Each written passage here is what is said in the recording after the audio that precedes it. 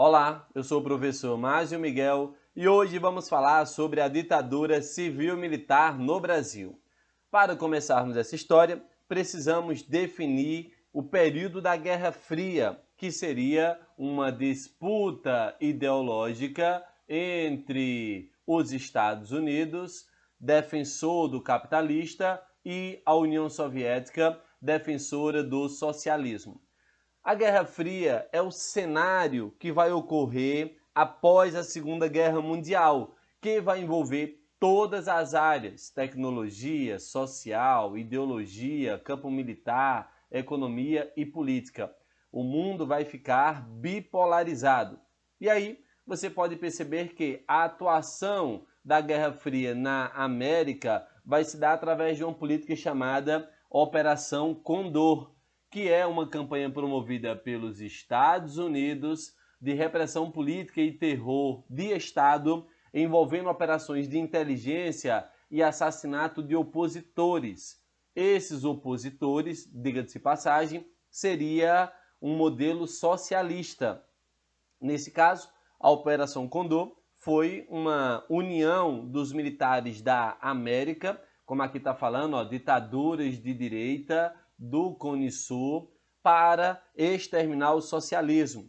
Olha para essa charge, olha o que ela fala. Sim, general, ele está coberto de vermelho, com certeza é um comunista. Observe então que essa operação, que ganha o nome de uma árvore que é muito típica dos Andes, semelhante ao urubu. No caso aqui, a expressão comunista é uma prática muito forte.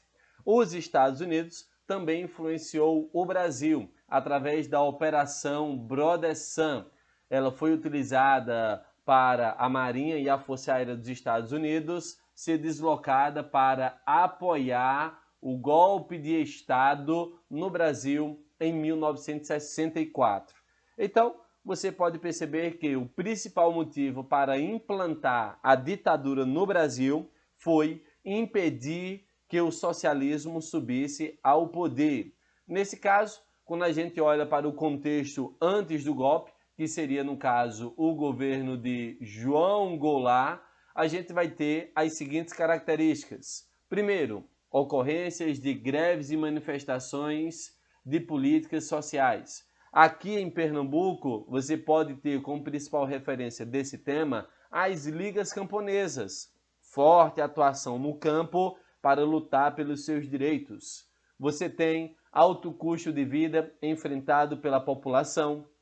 Você tem promessa de João Goulart em fazer reforma agrária. Nesse caso, a reforma de base seria mudanças colocadas em vários setores, principalmente no setor agrícola, esse seria aí um chamativo. Você tem ainda o medo da classe média de que o socialismo fosse implantado no Brasil, e temos o apoio da Igreja Católica, setores conservadores, classe média e até do Estado ao modelo da ditadura e ao modelo capitalista. Então, observe que antes do golpe militar, o Brasil tinha uma forte tendência para o socialismo. Os Estados Unidos, a classe média e a elite brasileira, com medo do avanço socialista, optaram por implantar uma ditadura civil-militar no Brasil, que durou, em média, 21 anos. Como você pode perceber, o nosso primeiro presidente foi o Castelo Branco, depois Costa e Silva, depois Costa e Silva vai ficar doente e sobe ao poder uma junta militar que passa meses no poder. Depois nós temos a figura de Emílio Garrastazu Médici. Depois nós temos o Geisel e, por fim, a figura de Figueiredo. Como você pode perceber, o regime militar ele tinha a ideia de passar pouco tempo. No entanto, ele se estendeu por 21 anos. Nesse caso, os militares são divididos em dois grandes grupos. Você tem o grupo dos castelistas. Esse grupo, em homenagem a Castelo Branco, eles tinham a ideia de limpar o Brasil, e devolver o poder aos civis. E nós temos esse grupo chamado de linha dura, que eles queriam se perpetuar no poder. Observe que a limpeza já começou nas primeiras horas após o sucesso do golpe e foi particularmente intensa durante o período de vazio político que se caracterizou até a posse de um novo presidente.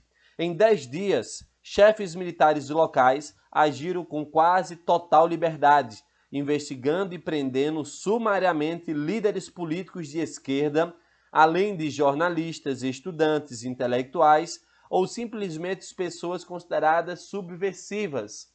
Aqui em Pernambuco, você deve lembrar que a figura de Miguel Arraes, que era o nosso governador, ele foi preso e foi substituído por alguém da ditadura militar.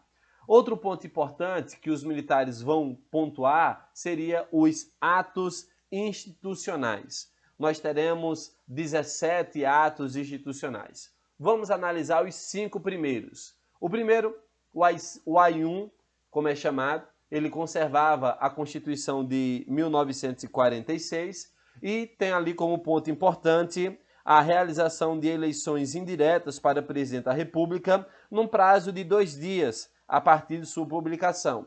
E lá para outubro é que teria eleições diretas, tá certo?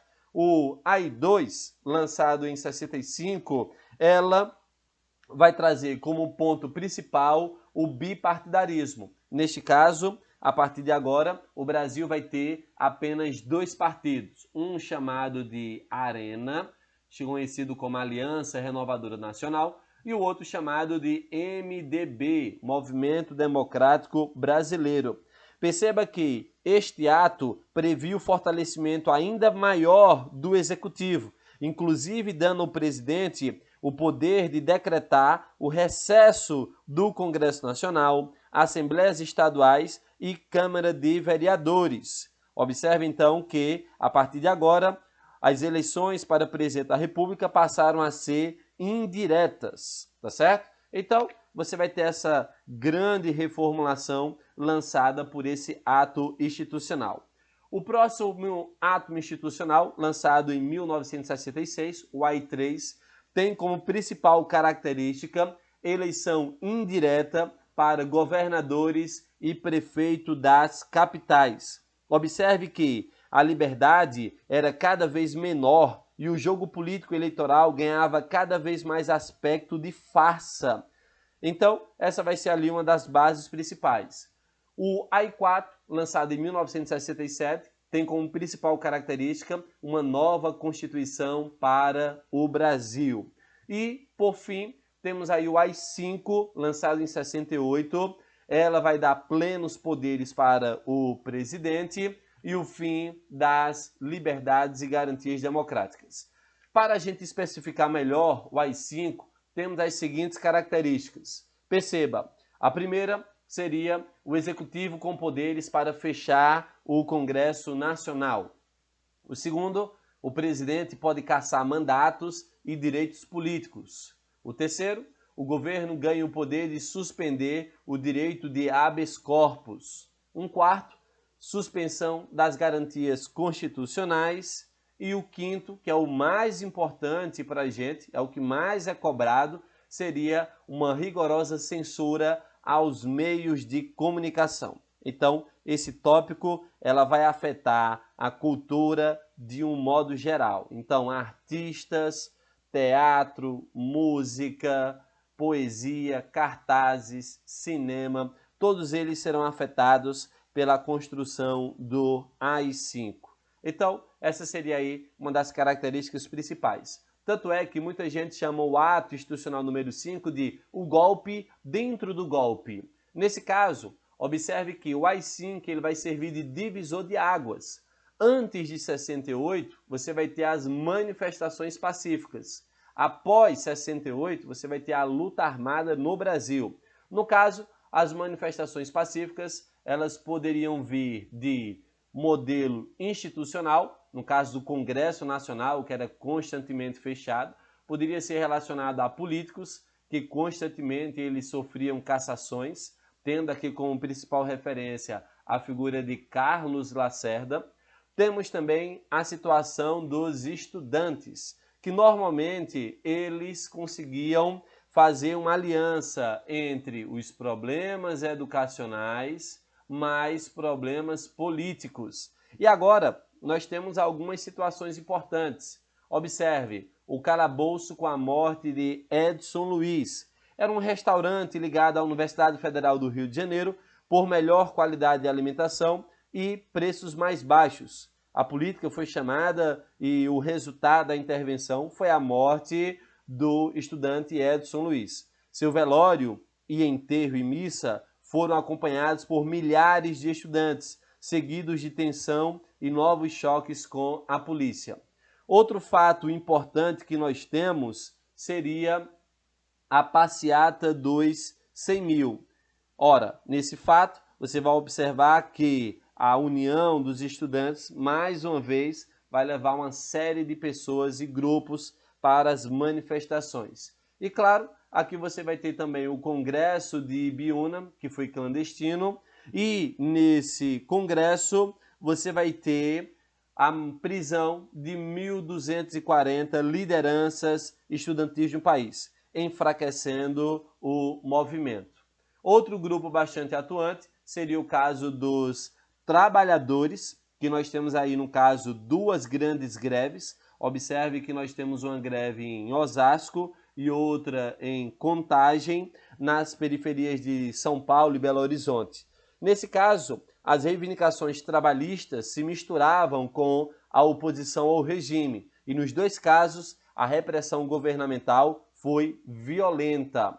No caso da cultura, foi construído os famosos Centros Populares de Cultura, criado por estudantes no início da década e que procuravam aproximar a arte das massas. E agora você vai ter aqui alguns destaques. No caso do teatro, você vai ter ali o Teatro Arena e Oficina, e um nome muito importante que é o Augusto Boal.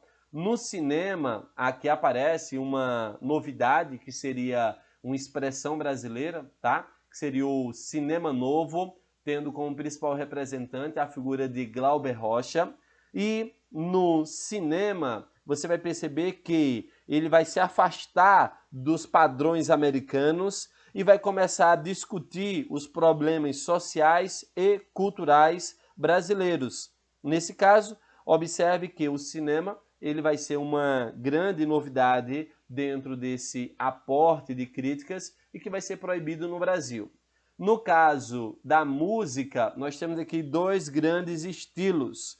Temos aí as canções de protestos, que encontravam palco nos grandes festivais organizados pela TV Record a partir de 1965, onde também nasceu um movimento muito importante, que você pode ver pela imagem, chamada de Tropicália, tentativa de retomar os princípios antropofágicos de Oswaldo de Andrade e do movimento modernista de 1922.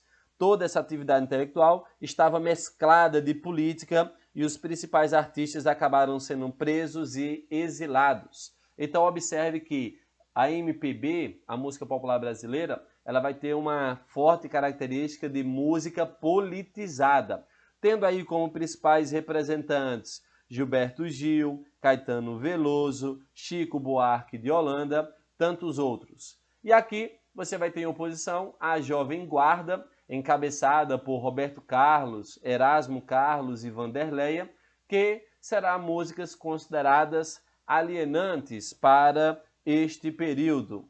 Pois então, esse seria um arcabouço colocado para o Brasil de manifestações até o AI-5. Quando o AI-5 é lançado, o Brasil começa a adotar uma nova estratégia de luta, que seria o formato de guerrilha. E agora você vai ter a luta armada no Brasil. Inicialmente, essa luta vai estar no campo, então você vai ter modelos de Che Guevara, o foco guerrilheiro espalhado pelo Brasil. E aqui nós temos 3 pontos importantes: Caparaó, em Minas Gerais, Vale do Ribeira, em São Paulo, e Araguaia, no Pará.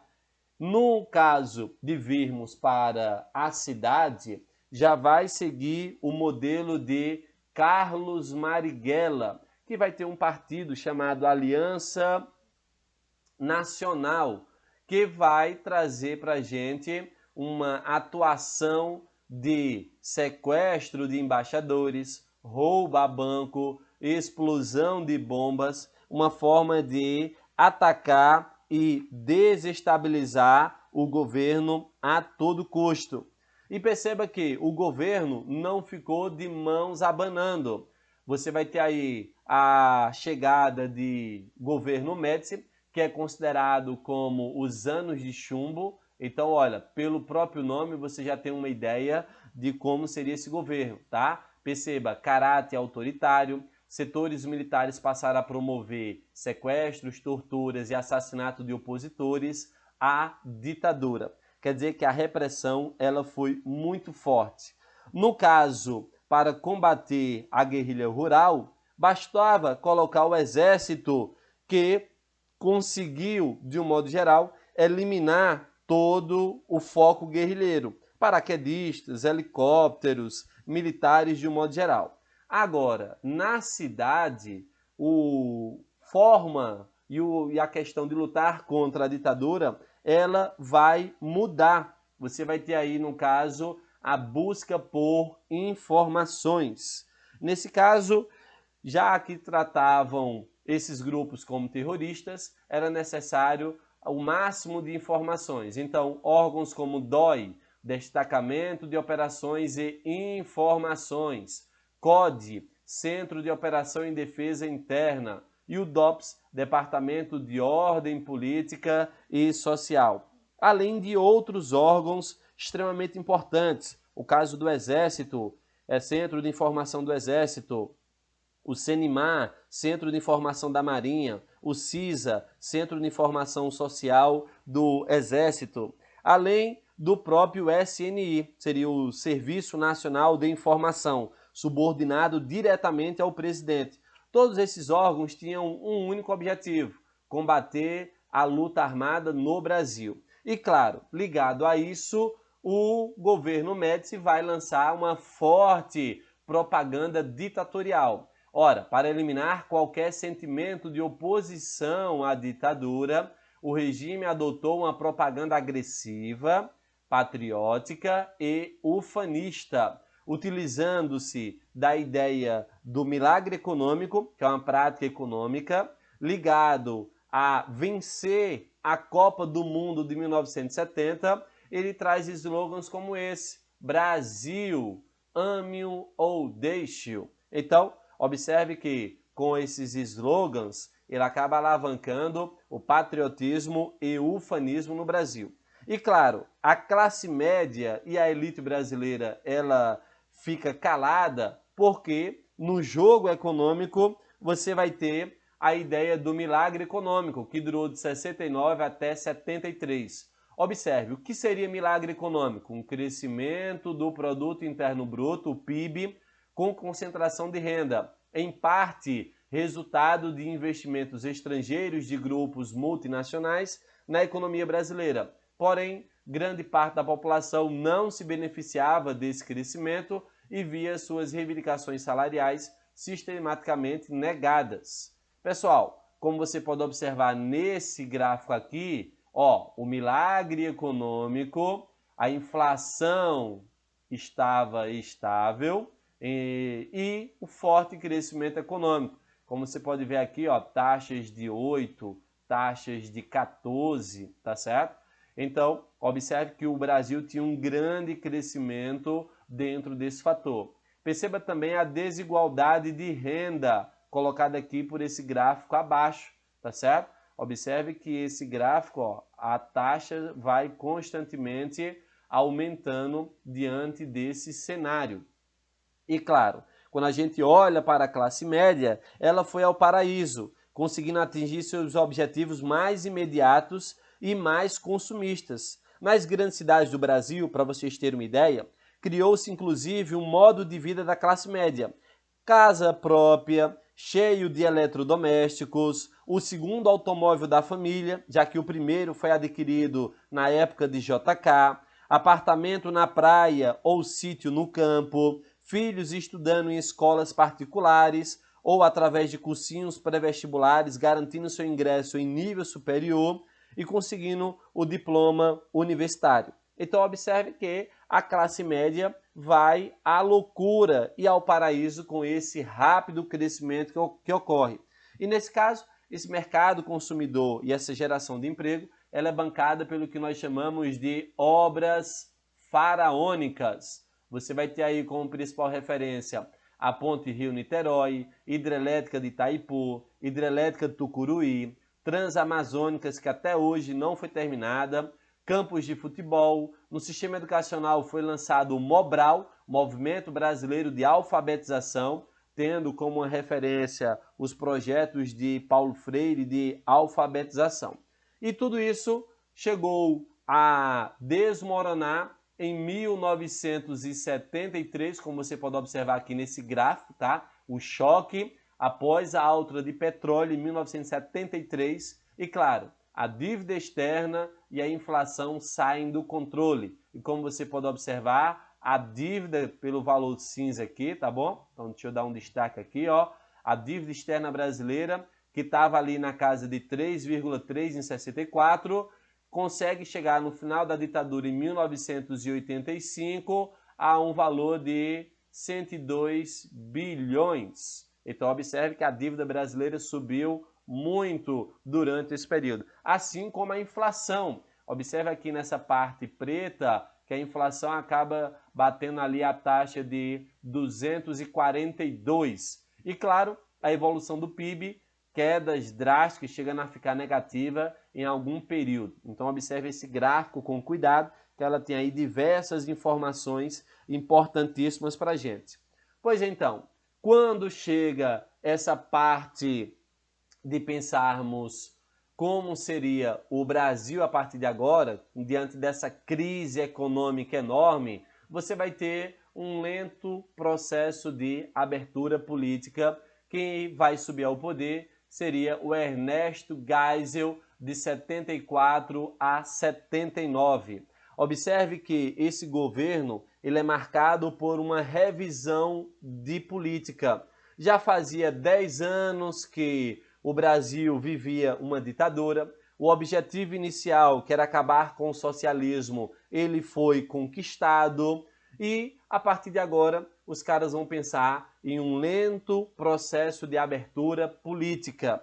E esse lento processo de abertura política, ele vai se dar, sobretudo, pela suspensão parcial da censura e pelas reformas eleitorais. Tanto é que a política seria lenta, segura e gradual. Então, perceba também e lembre-se que o Ernesto Geisel, ele é um militar de caráter castelista, tá certo? Observe que o grupo militar de linha dura saiu do poder. E aí o Geisel vai fazer essa abertura lenta, segura e gradual, tendo aí como uma das principais características a Lei Falcão, que, como você pode ver, impedia os candidatos de expor suas ideias na campanha eleitoral, e ele também já trouxe a lei alguns pontos que levou muita crítica ao seu governo, que seria a morte de Vladimir Góes, um jornalista que foi chamado para prestar depoimento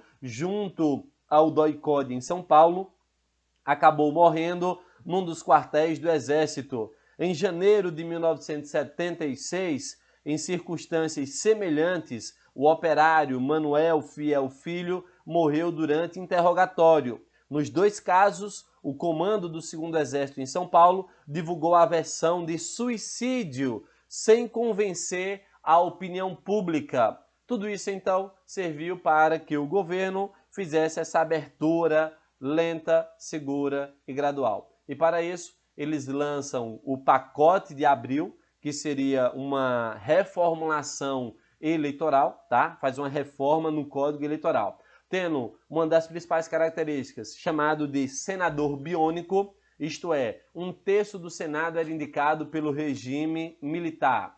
Outra característica seria a alteração no número de deputados de um Congresso. Cada estado teria um número de deputados proporcional ao número de habitantes, e não mais de acordo com o número de eleitores. Outro ponto seria a aprovação de emendas constitucionais, a aprovação pelos deputados com maioria absoluta. Você tem também a Lei Falcão para todas as eleições, federais, estaduais e municipais. A partir de então, você vai ter o governo de João Batista Figueiredo, que seria aí o último presidente militar, tendo aqui a figura de 79 até 85, e ele vai manter o lento processo de abertura política. Ele vai dar continuidade, trazendo aí um ponto muito importante para a gente, que seria a lei de anistia. Pessoal, a palavra anistia, ela significa perdão, perdoando dessa forma todos os presos e exilados acusados de crimes políticos. A lei, no entanto, não incluía aqueles considerados culpados por atos terroristas e luta armada contra o governo, embora perdoassem todos os militares que haviam cometido violências na repressão. Violência considerada meramente um crime conexo ou crime político, portanto, passível de perdão. Então, observe aí esse fato que é muito importante, tá? A lei de anistia. Outro fato que ele vai fazer seria a extinção do bipartidarismo. A partir de agora, você vai ter o surgimento de novos partidos políticos. Podemos citar o PMDB, Partido Movimento Democrático Brasileiro, o PTB, PDT, PT e tantos outros partidos que vão ganhar destaques e nomes políticos importantes para a gente que vão surgir a partir de agora. E aí, claro, os militares de linha dura, eles não vão gostar de fazer esse movimento de abertura. Ora, afastada toda a possibilidade de o governo militar se eternizar como regime autoritário, esse grupo chamado linha dura vai apelar para o terrorismo, numa série de atentados a bombas e sequestros sem consequências mais sérias. No entanto, tentando jogar a culpa para a esquerda brasileira.